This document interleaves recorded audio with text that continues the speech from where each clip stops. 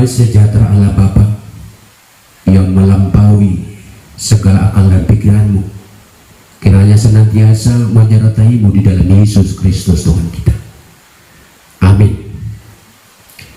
Saudara yang terkasih dalam nama Tuhan Yesus Kristus, firman Tuhan bagi kita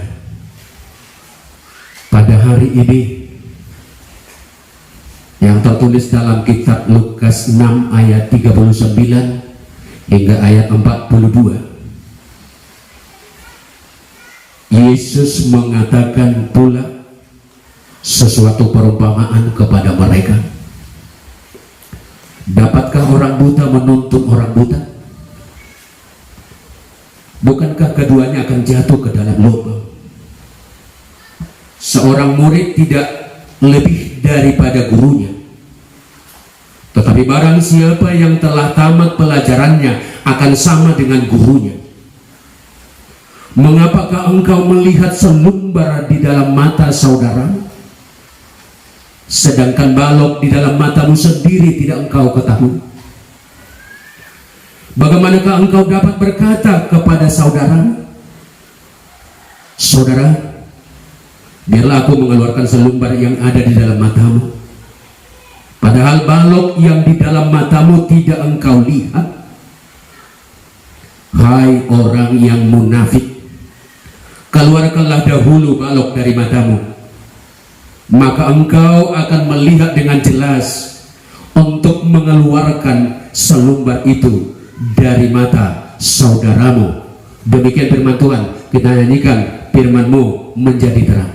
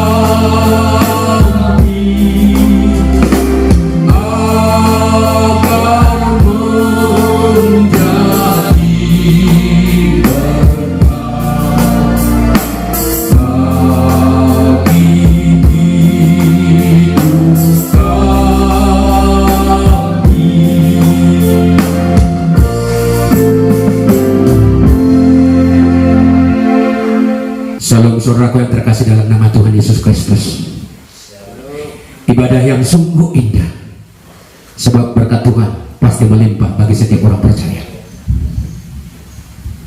Sebuah cerita konteks dua orang yang berencana untuk berangkat menuju sebuah perjalanan. Mereka telah menyewa sebuah kereta atau Honda. Selama 3 hari mereka telah bergerak untuk mendapatkan Honda itu begitu susah. Hondanya didapat, tetapi ada satu yang tidak bisa mereka lakukan, yaitu mereka sama-sama penumpang, tidak ada supir. Dapatkah orang buta menuntun orang buta? Bukankah keduanya akan jatuh ke dalam lubang? Segera di benakku berpikir, di manalah nanti mereka akan terjerumus terjatuh.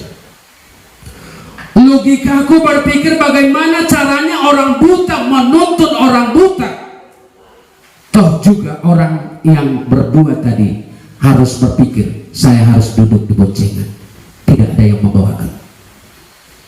Orang buta adalah orang yang tidak dapat melihat secara mata jasmani segala sesuatu yang ada di hadapannya, sehingga tidak dapat mengetahui secara pasti keadaan dan kemana dia harus berangkat. Bukankah sudah pasti bahwa keduanya tidak sampai pada tujuan, karena yang mereka harapkan adalah hanya untuk duduk dan tidak bisa bergerak. Yesus sebenarnya ingin menunjukkan perumpamaan ini kepada orang-orang Farisi melalui khotbah di bukit, yaitu orang-orang yang mengalami kebutaan mata rohani. Mereka di mata Yesus adalah orang-orang yang tidak mengerti dan tidak yakin akan sesuatu, tetapi mereka berusaha mengajak orang lain untuk percaya seperti apa yang mereka yakini. Dalam hal ini Yesus mengecam apa yang dilakukan oleh orang-orang Farisi yang dikatakan dalam nas ini sampai munafik, dan berusaha mempengaruhi murid-murid Yesus untuk melakukan hal yang sama dengan apa yang mereka perbuat. Orang-orang Farisi melakukan hal yang kelihatannya seperti beribadah, padahal sepertinya bukan perlakuan yang baik. Yesus tahu benar betul itu.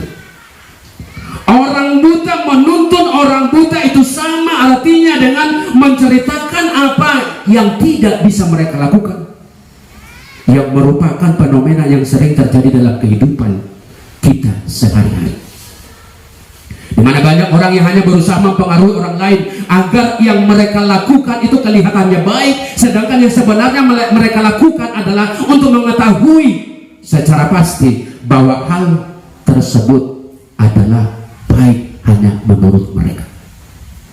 Berusaha mempengaruhi keyakinan orang percaya yang mendengarkan berita keselamatan dari Tuhan Yesus agar mereka menyimpang dari iman mereka dan mengajak untuk mengikuti keyakinan yang mereka anggap benar. Sedangkan di satu sisi mereka sendiri tidak yakin apakah akan selamat atau tidak dalam mengikuti keyakinan mereka. Orang-orang Yahudi hanya mampu menggunakan kebenaran untuk mengkritisi ajaran kasih tentang Yesus Kristus, yang untung saja Yesus memahami maksud mereka. Sepertinya mereka mau mengatakan bahwa ada banyak makanan enak di rumah kami, padahal ujung-ujungnya di ending cerita bahwa sebenarnya makanan itu sudah habis semalam.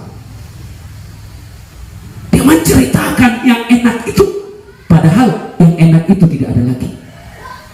Dan narasi firman ini diperbuat untuk menasehati dan mengingatkan para pendengar firman Tuhan, khususnya kaum muda yang juga biasa dipergunakan oleh orang tua untuk mengajar anak-anaknya supaya memikirkan, merenungkan, dan melakukan. Di mana Tuhan Yesus memanggil ke-12 muridnya untuk belajar dan mendengar firman Tuhan, bukan hanya mendengar begitu saja lalu bergerak mengajarkannya kepada pendengar lainnya tanpa unsur perbuatan yang mereka anggap dalam dunia ini adalah zona aman. Orang selalu memikirkan bahwa dia memiliki zona aman sehingga dia tidak perlu menghindari, walaupun itu adalah salah. Ajaran Yesus sangat terkenal dan banyak orang mengikuti, sehingga orang Yahudi, Farisi, Sadusi, dan ahli Taurat mendengarkan khotbahnya. Memang dilihat dari kenyataan mereka datang bukan dari kerinduan untuk mendengarkan ajaran Yesus, melainkan banyak mencari celah untuk menyingkirkan Yesus itu sendiri. Jadi sebenarnya mereka adalah topik utama dalam pemberitaan firman hari ini. Dari awal hingga saat ini kita mendengarkan berita ini, mana mungkin orang yang buta mampu menuntun orang buta. Orang yang buta mata secara rohani, bagaimana mungkin dia mampu menceritakan kebenaran iman terhadap Yesus sementara mereka sendiri tidak mengasihi Yesus?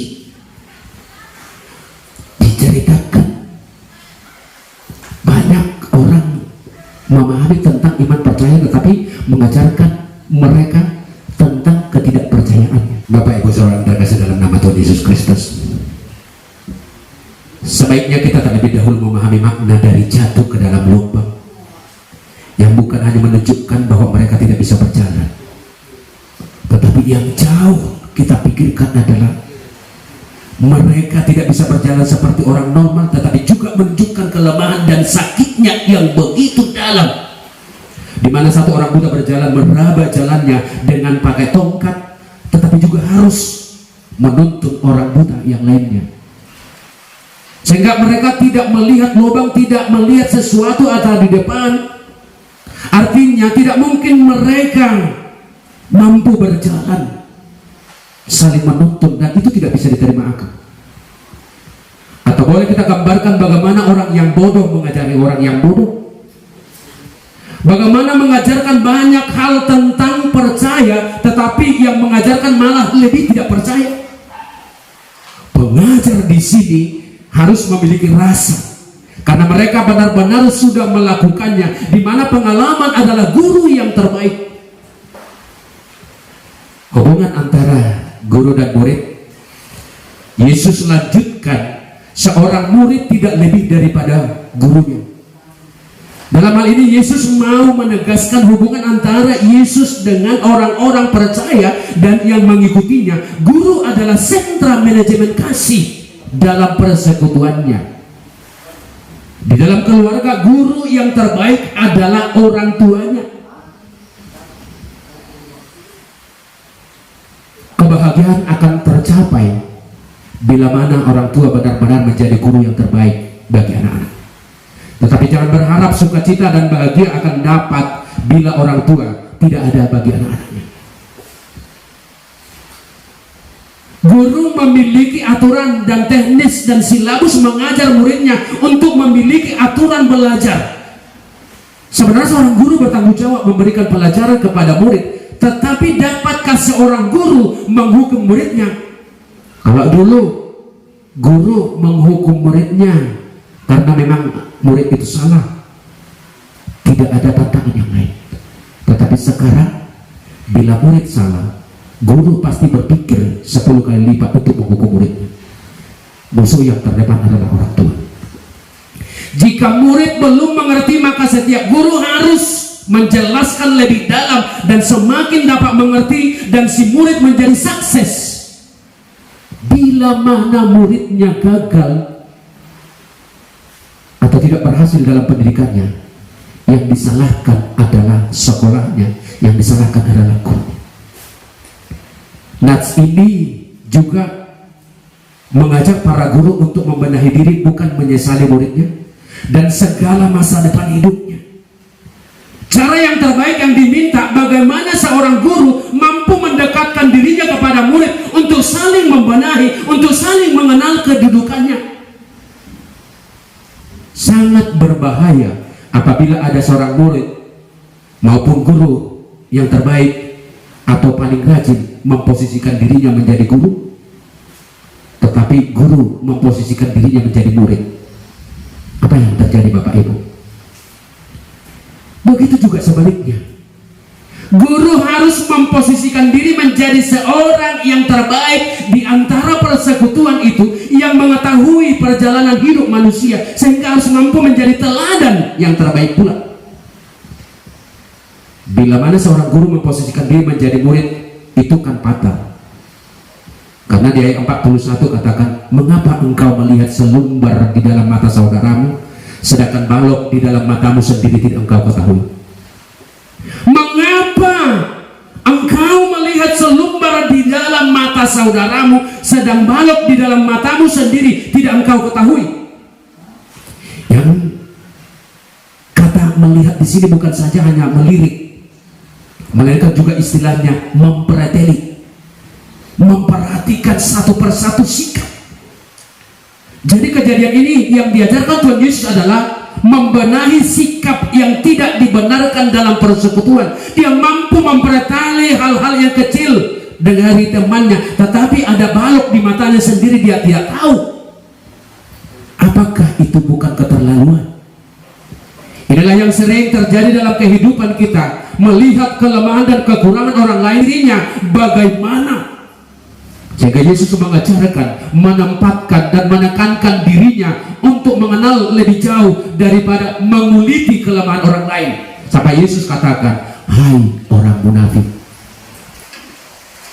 Itu adalah karakter dan tidak dibenarkan oleh Tuhan, yang menggambarkan dirinya seakan-akan menjadi orang yang terbaik, orang yang selangit, seakan-akan tidak ada kekurangan. Dan pada akhirnya Yesus menyimpulkan pengajarannya, bagaimanakah engkau dapat berkata kepada saudaramu, saudara, biarlah aku mengeluarkan selumbar yang ada dalam matamu, padahal balok yang dalam matamu tidak engkau lihat. Ada kata saudara yang seharusnya menjadi sahabat yang terbaik bagi murid-muridnya, sahabat yang terbaik bagi anggota persekutuan. Antara saudara di dalam persekutuan itu, yang lebih ditekankan adalah perasaan kekeluargaan. Tidak baik merasa diri yang paling benar, sementara saudara yang lain lebih buruk. Yang dibutuhkan adanya rasa untuk saling merendah, saling menerima, saling memahami, dan akhirnya sama-sama mau belajar, berusaha menempatkan diri dan melakukan yang terbaik bagi sesama.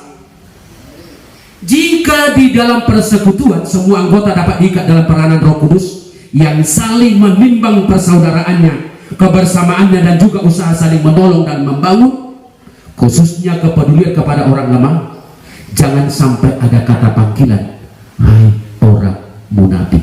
Hilangkan itu. Hilangkan kalimat itu dalam persekutuan persaudaraan yang dibimbing oleh Roh Tuhan. Jujur, hanya orang yang mampu memperbaiki dirilah orang yang mampu melihat kebaikan sesamanya. Dan hanya orang yang dibimbing oleh Roh Kuduslah orang yang mampu mengobati penyakit sesamanya, memperbaiki sesamanya. Satu lagi, hanya orang yang sehatlah yang mampu mengobati penyakit sesamanya. Hanya orang yang sudah melakukan kebenaranlah yang mampu menasehati, memberikan kabar baik kepada sesamanya. Yang perlu kita sikapi melalui ajaran Tuhan Yesus ini adalah, pertama, guru yang bijak adalah di mana dia tahu sebelum mengajari murid-muridnya, terlebih dahulu dia mempersiapkan pelajaran dan belajar terlebih dahulu, bukan menyampaikan apa yang ada dalam pikirannya. Ia juga mengingatkan melalui firman ini, kita akan banyaknya pengkhotbah masa kini, pemberita kebenaran, bukan menjelaskan apa maksud Tuhan, melainkan menjelaskan apa yang ada di benaknya. Seorang guru harus berupaya supaya ajarannya didengarkan dan dicintai para muridnya, agar bisa menjadi bekal selamanya.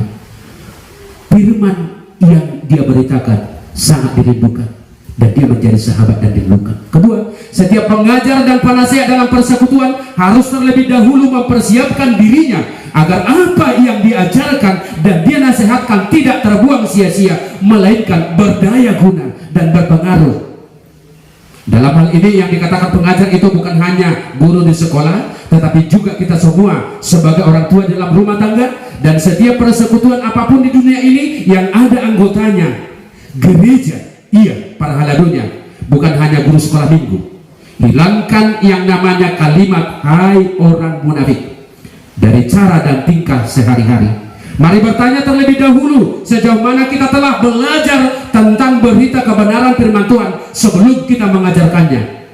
Selanjutnya, mencintai dan mencari pengetahuan bukan hanya istilah tatap muka, melainkan agar semua orang yang belajar mendengar mendapatkan inti pelajarannya dan terbantu untuk mengaktualisasikan pelajaran dalam kehidupan sehari-hari. Inilah cara yang terbaik agar tidak terjadi kesenjangan dalam persekutuan itu, sehingga damai sejahtera Tuhan ada bagi kita setiap saat, yang mengutamakan peranan Kristus dalam sisi kehidupan. Jadi bersedialah senantiasa bertanya apa kata Tuhan, bukan apa kataku. Dan akhirnya biarlah pimpinan dan bimbingan Roh Kudus senantiasa bersama kita. Amin. Firman-Mu berkatilah. Berkatilah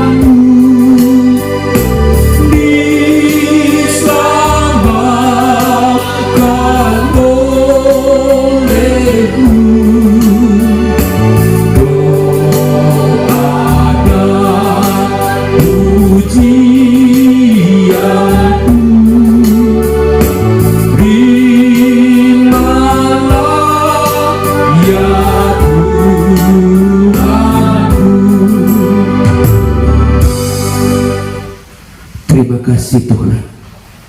Terima kasih Bapa atas kesempatan yang indah ini. Engkau memberikan waktu bagi kami untuk berpikir lebih dalam perjalanan hidup kami, agar kami lebih mencintai hikmat dari Tuhan. Engkau mengajarkan kami untuk selalu setia mengasihi Engkau yang telah berkorban dan memberikan hati, jiwa, dan pikiran untuk menyelamatkan jiwa orang-orang percaya.